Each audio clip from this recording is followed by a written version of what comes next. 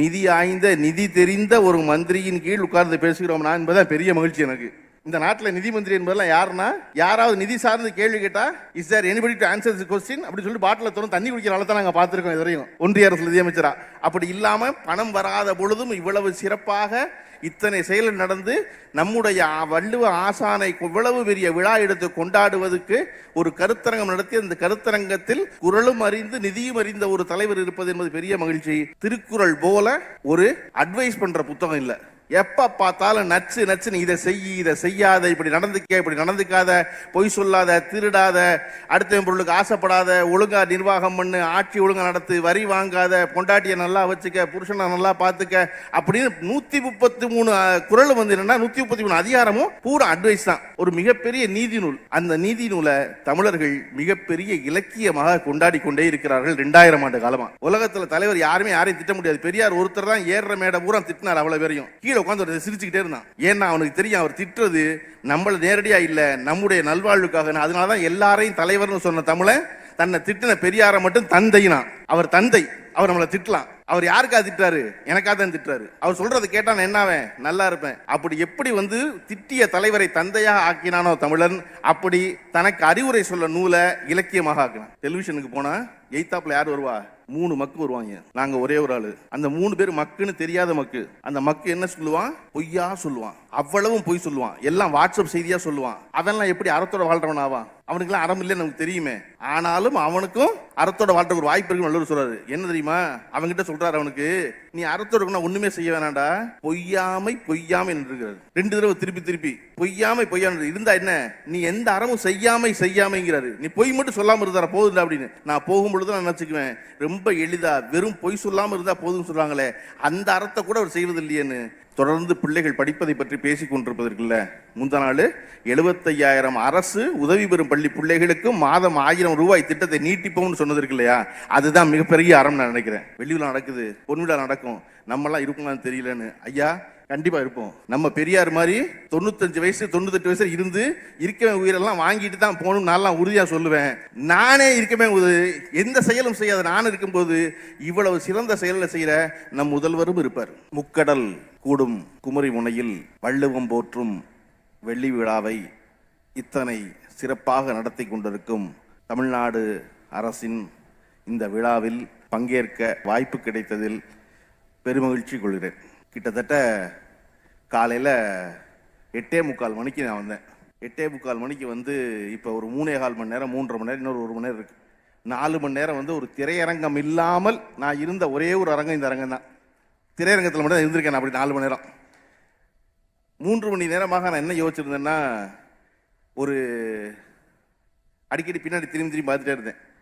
என்னன்னா 133 அடியில் இவ்வளவு வலிமையோட ஒரு வள்ளுவர், ஒரு நூலாசிரியர், அவருக்கு இப்படி ஒரு சிலை, ஒரு புத்தகம் 133 குறள் 266 வரி, அதை பற்றி 3 நாள் தொடர்ந்து பேசுவது. அப்படிங்கும்போது தமிழ் சமூகம் எவ்வளவு அறிவு சார்ந்த சமூகம் என்பதை நம் உலகுக்கு சொல்வதற்கான விழாவாகத்தான் இந்த விழாவை நான் நினைச்சேன், பார்த்தேன். நான் 2 நாள் அதை நம்ம இந்திய ஆட்சி பணியில் இருந்த திரு பாலகிருஷ்ணனோட பேசிக்கொண்டே இருந்தேன். அவர் வந்து சொல்லி சொல்லி மாய்ந்து போனார். என்னன்னா, இந்த அரங்கத்திலேயே வந்து எனக்கு பெரிய மகிழ்ச்சி என்ன அப்படின்னா, தமிழாய்ந்த பலர் இருந்தாலும் கூட நிதி ஆய்ந்த நிதி தெரிந்த ஒரு மந்திரியின் கீழ் உட்கார்ந்து பேசுகிறோம்னா என்பதான் பெரிய மகிழ்ச்சி எனக்கு. ஏன்னா இந்த நாட்டில் நிதி மந்திரி என்பதெல்லாம் யாருன்னா, யாராவது நிதி சார்ந்து கேள்வி கேட்டா is there anybody to answer the question அப்படி சொல்லி பாட்டில் தோணும் தண்ணி குடிக்கிற அளவு தான் நாங்கள் பார்த்துருக்கோம் இதுவரையும் ஒன்றிய அரசு நிதியமைச்சரா. அப்படி இல்லாம பணம் வராத பொழுதும் இவ்வளவு சிறப்பாக இத்தனை செயல் நடந்து நம்முடைய வள்ளுவ ஆசானை இவ்வளவு பெரிய விழா எடுத்து கொண்டாடுவதற்கு ஒரு கருத்தரங்கம் நடத்தி அந்த கருத்தரங்கத்தில் குரலும் அறிந்து நிதியும் அறிந்த ஒரு தலைவர் இருப்பது என்பது பெரிய மகிழ்ச்சி. இந்த மேடை, இந்த அரங்கமே என்ன அப்படின்னா, மிகச்சிறந்த பெரியாரை உள்ளும் புறமாக அறிந்த ஒரு மிகச்சிறந்த வழக்கறிஞர், இந்திய ஆட்சி பணியில் உலக ஞானம் பெற்ற ஒரு அதிகாரி, வரலாறு அறிந்த பேராசிரியர், தமிழ் படித்த பேராசிரியர், இசை அறிந்த பேராசிரியர், இப்படி எல்லாரும் இருக்கும்போது இதில் இருக்க ஒரே ஒரு படிக்காத ஆள் யாருன்னா நான் மட்டும்தான். இவர்கள் எல்லாரும் சேர்ந்து இவர்கள் எல்லாம் படித்து இவர்கள் எல்லாம் அறிந்து கொண்டு வந்ததனால் எனக்கு வந்து எப்பொழுதும் வள்ளுவர் மேல் தீராத ஆச்சரியம் உண்டு. வள்ளுவரை விடவும் தமிழர்கள் மேல் அதை விட பெரிய ஆச்சரியம் உண்டு. என்ன அப்படின்னா, திருக்குறள் போல ஒரு அட்வைஸ் பண்ற புத்தகம் இல்லை.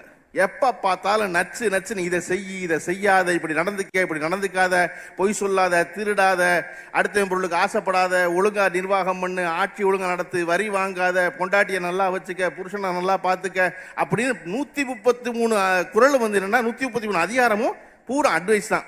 ஒரு மிகப்பெரிய நீதி நூல். அந்த நீதி நூலை தமிழர்கள் மிகப்பெரிய இலக்கியமாக கொண்டாடி கொண்டே இருக்கிறார்கள் 2000 ஆண்டு காலமா. உலகத்துல யாருமே அட்வைஸ் பண்ணாத புத்தகம் முடிக்க மாட்டான். அட்வைஸ் பண்ணா போர் அடிக்கும். ஐயா நீ என்ன எனக்கு பார்த்தாலும் ஏதாவது சொல்லிட்டு இருக்க முடியுமா? ஆனா எப்ப பார்த்தாலும் பக்கத்துக்கு பக்கம், வரிக்கு வரி, வார்த்தைக்கு வார்த்தை அறிவுரை சொல்லி கொண்டிருக்கிற ஒரு நீதி நூலை தங்களுடைய அடையாளமாக, எங்களுடைய வேத நூலாக தூக்கி பிடிக்கிற தமிழர்கள் இருக்காங்கல்ல, அது பெரிய ஆச்சரியம். அது எப்படி ஆச்சரியம்னா, தங்களை திட்டிக்கொண்டே இருந்த பெரியார தலைவராக வச்சிருந்தாங்க தமிழ்நாட்டில். அந்த மாதிரி உலகத்துல தலைவர் யாருமே யாரையும் திட்ட முடியாது. பெரியார் ஒருத்தர் தான் ஏறுற மேடை பூரா திட்டினார். அவ்வளவு பேரையும் கீழே உட்காந்து சிரிச்சுக்கிட்டே இருந்தான். ஏன்னா அவனுக்கு தெரியும், அவர் திட்டுறது நம்மள நேரடியா இல்லை, நம்முடைய நல்வாழ்வுக்காக. அதனாலதான் எல்லாரையும் தலைவர்னு சொன்ன தமிழன் தன்னை திட்டின பெரியாரை மட்டும் தந்தைனா. அவர் தந்தை, அவர் நம்மளை திட்டலாம். அவர் யாருக்கா திட்டாரு? எனக்காக தான் திட்டாரு. அவர் சொல்றது கேட்டா நான் என்னாவேன்? நல்லா இருப்பேன். அப்படி எப்படி வந்து திட்டிய தலைவரை தந்தையாக ஆக்கினானோ தமிழன், அப்படி தனக்கு அறிவுரை சொல்ல நூலை இலக்கியமாக ஆக்கினான். எனக்கு வந்து திருக்குறளில் அறம் என்பது தலைப்பு. திருக்குறள் மொத்தமே அறம் தான். திருக்குறள் நோக்கமே அறம் சொல்லுவதுதான். அதுல வேற வேற தலைப்பு இருக்கு, வேற வேற அதிகாரம் இருக்கு. ஆனா எல்லா அதிகாரமும் அறத்தை தான் சொல்லுது. நீங்க என்ன செய்ய போனீங்கனாலும் வள்ளுவர் கடைசியில் அறத்துல நிற்பாரு. பணம் சம்பாதிக்கிறது எப்படின்னு சொல்ல வந்த வள்ளுவர் என்ன செய்வார் அப்படின்னா, அரண் ஈனும் இன்பமும் ஈனும் திறனறிந்து தீதின்றி வந்த பொருள்பாரு. இல்வாழ்க்கை ஒருத்தன் வாழ்றான் அப்படின்னா அறம் தான் சொல்லுவார். அரண் எனப்பட்டதே இல்வாழ்க்கை, அது பிறன் பழிப்பது இல்லாயின் நன்றும்பாரு. இப்படி பணம் சம்பாதிப்பதிலிருந்து குடும்ப நடத்திலிருந்து எல்லாத்தையும் அறம் அறம்னு சொல்லிக்கொண்டே இருக்கிற வள்ளுவர் ஒன்னைத்தான் இந்த மொத்த திருக்குறளையும் வலியுறுத்துறாரு, அரணை. அதனாலதான் அறத்தை பத்தி எழுத வர்ற அதிகாரத்துக்கு மட்டும் அரண் வலியுறுத்தல்னு பேரு. மொத்தமே அரணை வலியுறுத்துறாரு. ஆனா அதுலயும் பத்தாதுன்னு அண்டர்லைன் பண்ண மாதிரி, அடிக்கோடிட்ட மாதிரி தனியா ஒரு 10 எழுதும் போது அரண் வலியுறுத்தல் எழுதுறாரு. அந்த அரண் வலியுறுத்தல்ல எது அறம்னு சொல்ல வர்ற வள்ளுவர் நிறைய சொல்றாரு. ஆனா அதெல்லாம் ரொம்ப சிம்பிளா ஒண்ணு புரியணும்ல, ரொம்ப சாதாரண ஒண்ணு வேணும்ல எனக்கு அப்படின்னு நான் சொல்றாரு. இதெல்லாம் இருக்கு அறம், ஆனா அதெல்லாம் வேண்டாம். நீ அறத்தோட இருக்க எப்படி தெரியுமா? மனத்துக்கண் மாசில நாதல் அனைத்தரன் ஆகுல நீர பிறங்கிறது. நீ மனசளவுல மாசு இல்லாதவன் இருந்துரு, குறை இல்லாதவன் இருந்துரு, மனசளவுல பிறருக்கு தீங்கு நினைக்காத இருந்துரு, மனசளவு நல்லவனா இருந்துரு, உன் மனசாட்சிக்கு நீ உண்மையானவனா இருந்துட்டேனா மற்ற அறமெல்லாம் முக்கியம் இல்லை. அதெல்லாம் சும்மா வெறும் ஆரவாரம். மனத்துக்கண் மாசில நாதல் தான். ஆனா இப்படி சொன்னா எப்படி நான் கேட்கறது? எனக்கு ஏதாவது ஒரு லா புக் வேணும்ல, ஒரு மினிட் புக் வேணும்ல. இப்போ நான் பேச வரும்போது தலைவர்கிட்ட கேட்குறேன் எவ்வளோ நேரம் பேசணும். 10லேருந்து 12 நிமிஷத்துக்குள்ள முடிச்சிருக்கேன், எல்லாரும் சாப்பிட போகணும்னு சொல்றாங்க. காலையிலேருந்து கேட்டுக்கிட்டே இருக்காங்க பேசுறேன். அப்போ எனக்கு ஒரு வரை வேணும், ஒரு எல்லை வேணும் அப்படின்னு வள்ளுவரை வந்து என்னன்னு கேட்டா வள்ளுவர் சொல்றாரு, நம்மால் வந்து வெறுமனை அறத்தோடு இருந்தால் இருக்க மாட்டான். உனக்கு சிறப்பு வரும் அப்படின்னா கேட்க மாட்டான். என்ன சொன்னா கேட்பான்? செல்வம் வரும்னா கேட்பான், காசு வரும்னா கேட்பான். ஓ இதுல காசு வருமா அப்படின்னு. அதனாலதான் வள்ளுவர் வந்து அரண் வலியுறுத்துற முதல் குறளை சிறப்பீனும் அப்படின்னாரு. உனக்கு சிறப்பு வரும். சிறப்பு சரி, சிறப்பு வச்சு என்ன செய்யுது அப்படின்னு அடுத்த வரி செல்வமும் ஈனும்னாரு. சிறப்பீனும் செல்வமும் ஈனும் அறத்தின் ஊங்குனர். நீ அறத்தோட இருந்தேனா அது உனக்கு செல்வமும் தரும் சிறப்பும் தருங்கிறாரு. செல்வம் தரும்னு நான் என்ன புரிஞ்சுக்குவேன்? எவன்லாம் செல்வம் வச்சிருக்கானோ அதெல்லாம் அறத்தோட இருக்குன்னு புரிஞ்சுக்குவேன்ல. ஏன்னா பணம் வருது இல்ல, பணம் வந்தா நான் வந்து அறத்தோடு இருக்கேன்னு அர்த்தம் சொல்லிட்டார்ல.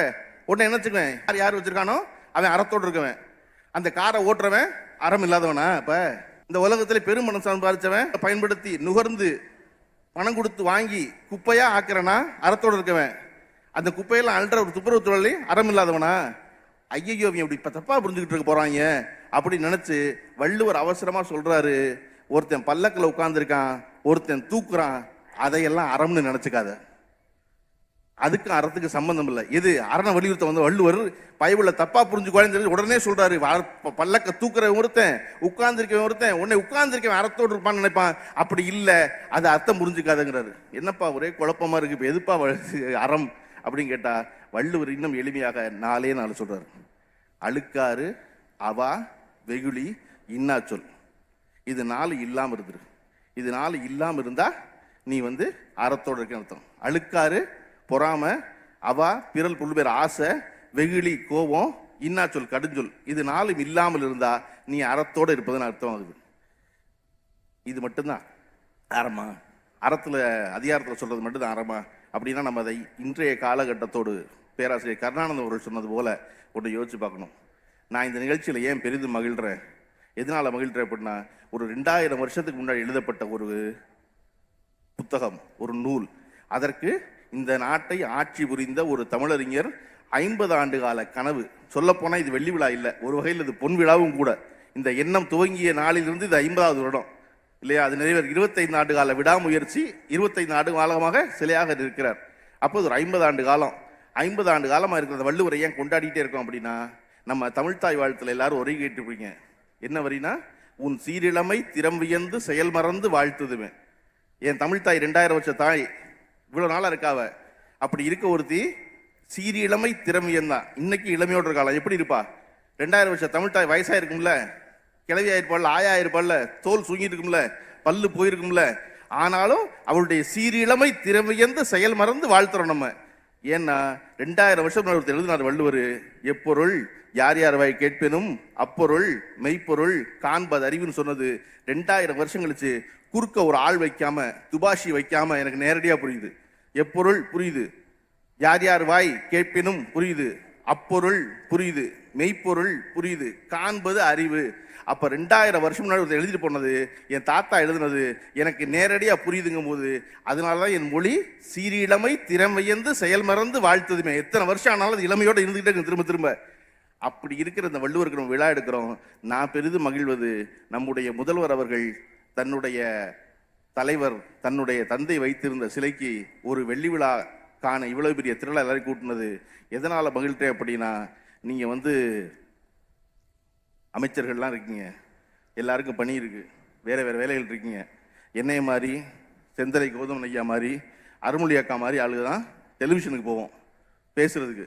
டெலிவிஷனுக்கு போனா எய்த்தாப்புல யார் வருவா? 3 மக்கு வருவாங்க. நாங்க ஒரே ஒரு ஆளு. அந்த 3 பேர் மக்குன்னு தெரியாத மக்கு. அந்த மக்கு என்ன சொல்லுவான்? பொய்யா சொல்லுவான். அவ்வளவும் பொய் சொல்லுவான். எல்லாம் வாட்ஸ்அப் செய்தியா சொல்லுவான். அவன்லாம் எப்படி அறத்தோட வாழ்றவன் ஆவான்? அவனுக்கெல்லாம் அறம் இல்லைன்னு நமக்கு தெரியுமே. ஆனாலும் அவனுக்கும் அறத்தோட வாழ்றதுக்கு ஒரு வாய்ப்பு இருக்குன்னு நல்லவர் சொல்றாரு. என்ன தெரியுமா அவன்கிட்ட சொல்றாரு? அவனுக்கு, நீ அறத்தோட ஒண்ணுமே செய்ய வேணாண்டா, பொய்யாமை பொய்யாமை இருக்கிறாரு 2 தடவை திருப்பி திருப்பி. பொய்யாமை பொய்யாமை இருந்தா என்ன, நீ எந்த அறமும் செய்யாமைங்கிறாரு. நீ பொய் மட்டும் சொல்லாம இருந்தா போதும் அப்படின்னு. நான் போகும்பொழுது நான் நினைச்சுக்குவேன், ரொம்ப எளிதா வெறும் பொய் சொல்லாம இருந்தா போதும்னு சொல்றாங்களே, அந்த அறத்தை கூட அவர் செய்வது இல்லையேன்னு. ஆனா இன்றைய நிகழ்ச்சி நம்ம மகிழ்ச்சியாக நினைக்கிறது, நம்முடைய முதல்வர் அவர்கள் நேற்று முந்தா நாள் கொடுத்த அறிவிப்பு இருக்கு இல்லையா, இந்த பொம்பளை பிள்ளை படிக்கணும். வந்ததுதான் நான் முதல்வரை கவனிச்சுக்கிட்டே இருந்தேன். பெருமிதத்தோடு உட்கார்ந்து இருந்தாங்க. கடைசியா நம்முடைய நிதியமைச்சர் தலைமையில் இந்த போட்டியில் வென்ற பிள்ளைகளுக்கு 15 பிள்ளைகளுக்கு பரிசு கொடுக்க மேடை ஏற்றணுன்னு பெருமிதத்தோடு இருந்த முதல்வரின் முகம் ஒரு கனிவா மாறி முகம் முழுதும் சிரிப்பா மாறுனுச்சு. தொடர்ந்து பிள்ளைகள் படிப்பதை பற்றி பேசிக் கொண்டிருப்பதற்குல்ல, முந்தா நாள் 75,000 அரசு உதவி பெறும் பள்ளி பிள்ளைகளுக்கும் மாதம் 1000 ரூபாய் திட்டத்தை நீட்டிப்போம்னு சொன்னதற்கு இல்லையா, அதுதான் மிகப்பெரிய அறம் நான் நினைக்கிறேன். அறம் வள்ளுவர் சொல்றாரு, எங்கெல்லாம் வாய்ப்பு கிடைக்குதோ, எப்பெல்லாம் முடியுமோ அப்பெல்லாம் அதை செய்யுங்கிறாரு. அது சொல்லல, அது வாக்குறுதி இல்லை, அது செய்வதாக இல்லை. ஆனா அந்த பிள்ளைகளுக்கு அது கிடைக்கணும்னு நினைக்கிறது இல்லையா. ஒல்லும் வகையான் அரவினை ஓவாதே செல்லும் வாயெல்லாம் செயல்கிறார் வள்ளுவர். எப்பொழுதெல்லாம் வாய்ப்பு கிடைக்குது, எவ்வளவு சின்ன வழியாக அந்த வழியில எல்லாம் அந்த அறத்தை சொல்றது செய்யணும் சொல்றாரு. அந்த வகையில பெரிய மகிழ்ச்சி. இன்னொரு மகிழ்ச்சி, ஆட்சியாளராக இந்த மகிழ்ச்சி அறத்தோடு இருக்காருன்னு. கட்சிக்காரராக ஒரு மகிழ்ச்சி, எனக்கு பெரிய மகிழ்ச்சி என்ன தெரியுமா, ஒரு மாதம் முன்னாடி திரு பழ நெடுமாறன் அவர்கள் நம்முடைய முதல்வரை நிகழ்ச்சிக்கு அழைப்பதற்காக வந்திருந்தார். வந்தவரை கைப்பிடிச்சு ரொம்ப நிகழ்ச்சியோட கூட்டிட்டு போய் கார் வரையும் ஏற்றி அவர் அனுப்பிச்சு வச்சார் முதல்வர். என்னை போன்ற திராவிட முன்னேற்ற கழகத்தின் மேல் ஈடுபாடு கொண்டவர்கள், திராவிட முன்னேற்ற கழகத்தின் தொண்டர்களாக இருப்பவர்கள் எல்லோருக்கும் மனசுக்குள்ள ஒரு சின்ன அதிருப்தி இருந்துச்சு. ஏன்னா பழ நெடுமாறன் நம்மளை பேசாத பேச்சு கிடையாது, பழ நெடுமாறன் நம்மளை திட்டாத திட்டு கிடையாது. தொடர்ச்சியாக இந்த கட்சியே தலைவர்கள் எல்லாரையும் அவரிடம் நாகரிக அரசியல் என்ற எண்ணத்தோடு முதல்வர் இவ்வளவு தன்மையாக இருக்கிறாரோ அப்படிங்கிற எண்ணம் இருந்துச்சு எனக்கு. அவரை போய் வாசல் வரை கார் வரை ஏற்றி விட்ட அவசியம் இல்லைல்ல, ஏற்றி விட்டாரு இருந்துச்சு. ஆனா உலகத்திலேயே மிகப்பெரிய அறம் எதுனா அதுதான் அறம். வள்ளுவர் சொல்றாரு, முகத்தான் அமர்ந்து இனிது நோக்கி அகத்தானாம் இன்சொல்லினதே அறம். ஒருத்தரை நேரில் பார்த்துட்டா ரொம்ப முகமலர்ந்து அவரை இருக்க வச்சு அவரோட பேசி மகிழ்ச்சி அடைச்சு நல்ல சொல்லி அவரை அனுப்பி வச்சா அதுதான் அறம்ங்கிறார் வள்ளுவர். முகத்தான் அமர்ந்து இனிது நோக்கி அகத்தானாம் இன்சொல்லினதே அறம்ங்கிறார் வள்ளுவர். அந்த அறத்தின் பார்ப்பட்ட நம்முடைய முதல்வர் இந்த நிகழ்ச்சி வெள்ளி விழா நிகழ்ச்சி நடத்தி கொடுத்துருக்கிறாரு. நாளெல்லாம் நம்புறவன் ஐயா சொன்னாங்க, கௌதமன் ஐயா, வெள்ளி விழா நடக்குது, பொன் விழா நடக்கும், நம்மளாம் இருக்குமான்னு தெரியலன்னு. ஐயா கண்டிப்பாக இருப்போம். நம்ம பெரியார் மாதிரி 95 வயசு 98 வயசு இருந்து இருக்கவே உயிரெல்லாம் வாங்கிட்டு தான் போகணும் நான்லாம் உறுதியாக சொல்லுவேன். நானே இருக்கமே எந்த செயலும் செய்யாத நான் இருக்கும்போது இவ்வளவு சிறந்த செயலை செய்கிற நம் முதல்வரும் இருப்பார். அவர் தான் இருந்து இதனுடைய பொன்விழாவை நடத்தணும்னு விரும்புகிறேன், வாழ்த்துறேன், வேண்டுறேன். அந்த பொன்விழாவிற்கும் இந்த வள்ளுவனையும் இந்த ஆட்சியையும் கொண்டாட நீங்கள் அனைவரும் திரளாக வந்திருக்க வேண்டும் என்று விரும்புகிறேன். நன்றி, வணக்கம்.